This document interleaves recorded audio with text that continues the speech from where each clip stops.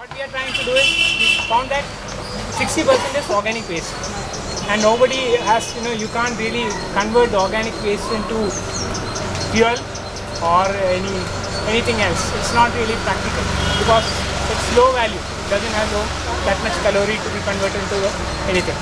So what we have seen is five things we discussed initially, right? We don't want to throw it out.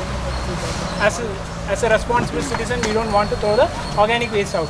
But we have all these problems: smell, health hazard, lice, and then what? Time, effort. These 5 things. Unless and until we do something about it, we don't want to keep it in our house, right? So as daily dump, these are the things that we also thought about, and we have come up with this magic pot, which will make sure that there is no smell, there are no flies, and you don't have to spend hours and hours in it. Just need 2 minutes of your day to manage the waste. There are no flies and there is no health hazard or anything related to it. And the effort also is minimal. You have to put into this, and we have a powder. It's powdery. That's all. These are the things that we found is important, and we designed this, and we are in the field for now almost 9 years, and we have some 30,000 people using this. So you can be a little assured that it's not going to cause a lot of problems. So this is what we have. So if we can manage 60% of the waste at home, 20% recyclable waste, we have done our bit. If we can manage it at our house, you don't have to take a broom, go out, clean the street. You don't have to. You will make sure that the country is clean. That's all. So I will talk about how to use it, where to put it. So it's a magic pot, right? It doesn't create smell of the wet waste, right? It doesn't cause flies or it doesn't cause health problems, a lot of things. Now how do we use this, or where do we keep it? Basically this is a semi-outdoor product. You can't keep it indoor, it's not an indoor product. And if you are keeping it out in a place like this, in the garden or something, you have to protect it from rain, that's all. But if you are putting on the balcony, that's a perfect place. And you can see it doesn't occupy a lot of space. Space is in other countries, right? In apartments you don't really have a lot of space to do anything. So it occupies 1 square foot of area. So that's the area that's required. And I'll tell you how this works. You can see there are 3 units and a lid. So the top 2 units are like this. Yeah? It has a mesh at the bottom. Right? This is the first unit. And this unit is also the same. The same unit. Can be interchanged, can be kept upside down. Yeah? And the bottom unit is a little different, that it's completely covered at the bottom. It doesn't have the mesh at the bottom. Yeah? So how do we do the composting? It's pretty simple. Initially we put some dry leaves at the bottommost unit, so that even if kitchen waste, say we are putting rasam or sambar or something with a lot of water, it will go down, get absorbed by the dry leaves at the bottom. Then we place it like this.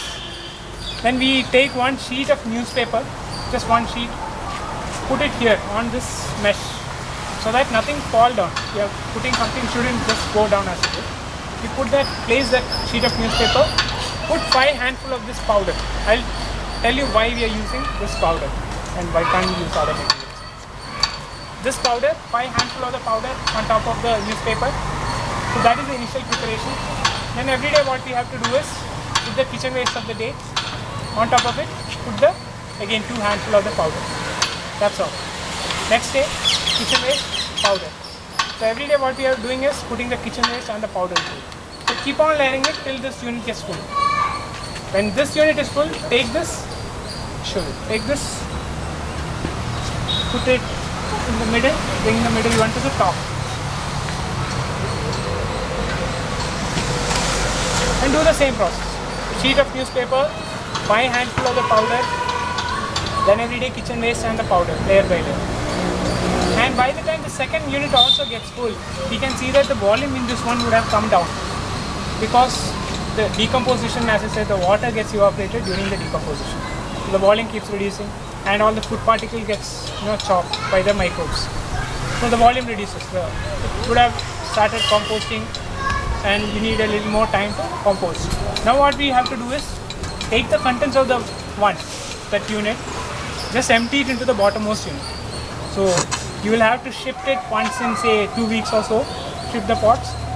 Over a weekend you can just shift it, and once in 2 weeks you will have to just empty it into the bottommost unit. Whatever the materials is there in that middle unit, empty it out into the bottom.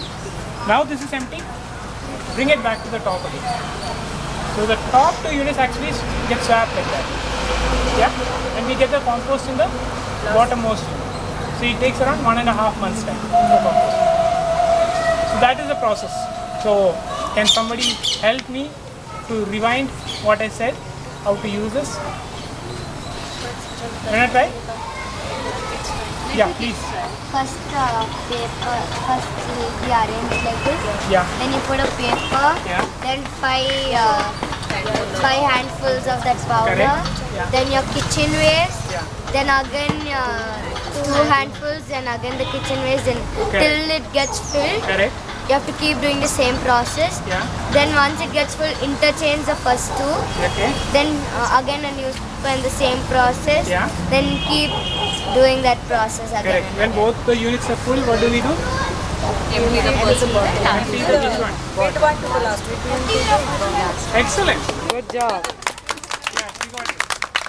As simple as that. Yeah. So now, what is this powder? Yeah, that's what my question is. That's what it is. What is that powder? Is it a magic powder? Does it make sure They're that using it, so I thought they could come in first in our day. Yeah, so I thought they could based get out of first-hand cocoa peat? experience also. This powder contains cocoa peat. Cocoa peat is the coconut husk which is powder. It also contains accelerator microbes which actually help to fasten the process, speed up the process of composition. You can see this. How heavy do you think it is?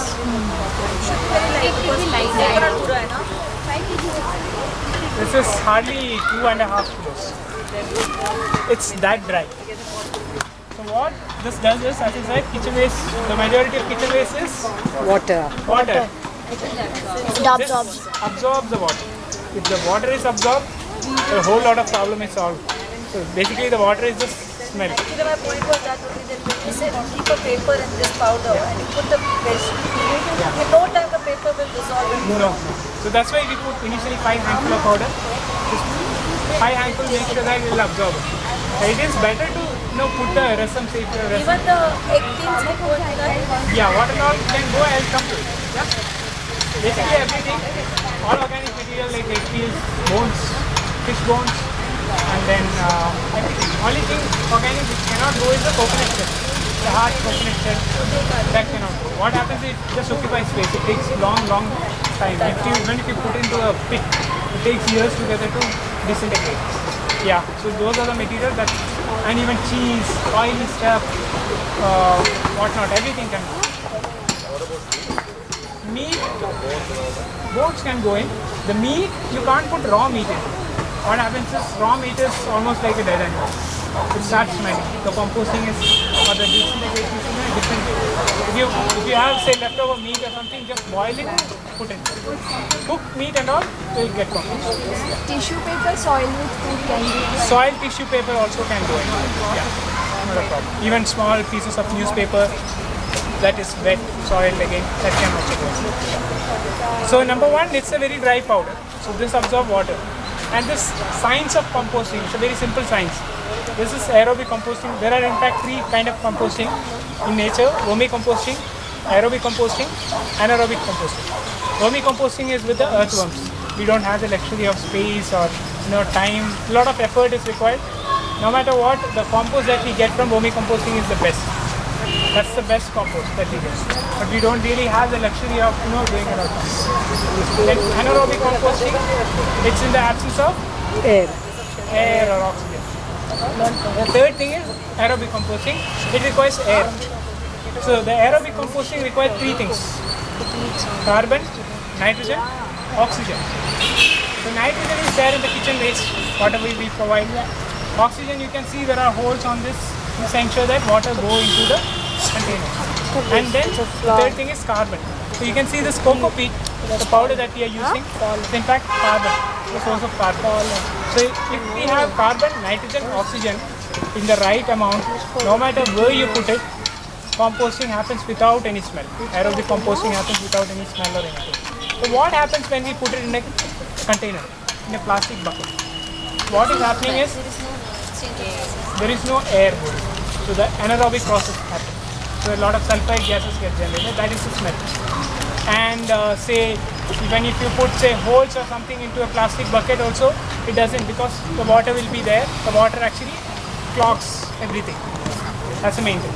So you can see, and why is this made in terracotta? Why don't we make it in say plastic? Terracotta also soaks water, right? Exactly. Terracotta has the inherent property to absorb water. So it makes sure that the moisture is maintained properly. So that's how it doesn't, why it doesn't smell. It provides for hydrogen, carbon and oxygen, so no smell. Yeah, so that's about it. So you can keep it outside and then compost.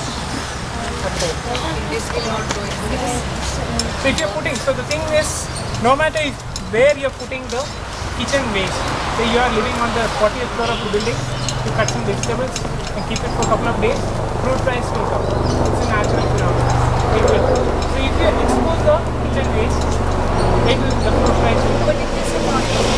If you are not putting the powder correctly, worms will come inside. Yeah.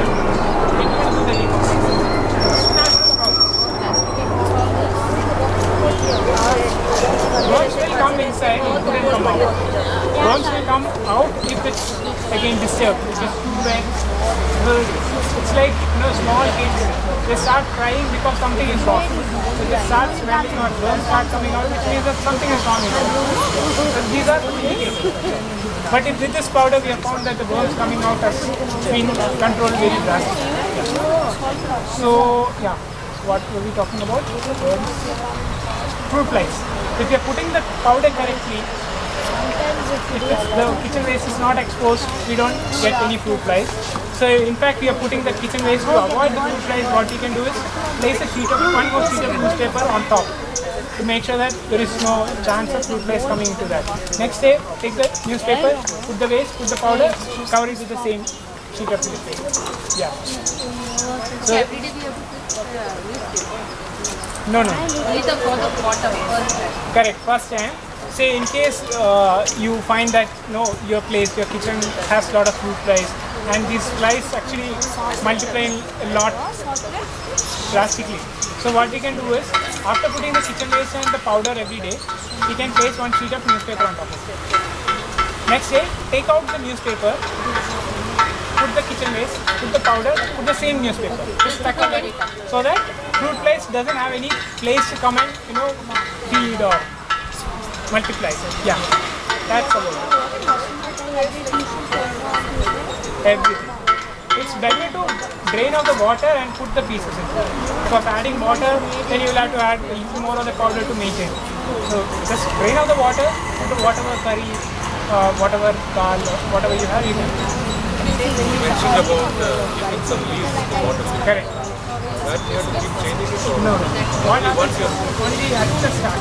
To make sure that even if you're putting resin or something and it goes down, there should be something to absorb. That's all. Compost is selected. Yeah. Once the bottom is filled, Yeah. then you can use it for fertilizing. Yes, that's organic manure. And then you have to repeat the same process of putting the leaves first. You keep a little Once bit you of, empty it, then again you have to put in the leaves. you don't empty something, you see a little bit of the same compost there. You don't need leaves. A little bit of compost in the bottom. How do I know the bottom We didn't is ready to be taken? Number one, you smell it, you will have the smell of the fresh earth after the rain. And there are other two different sets of tests that you can do.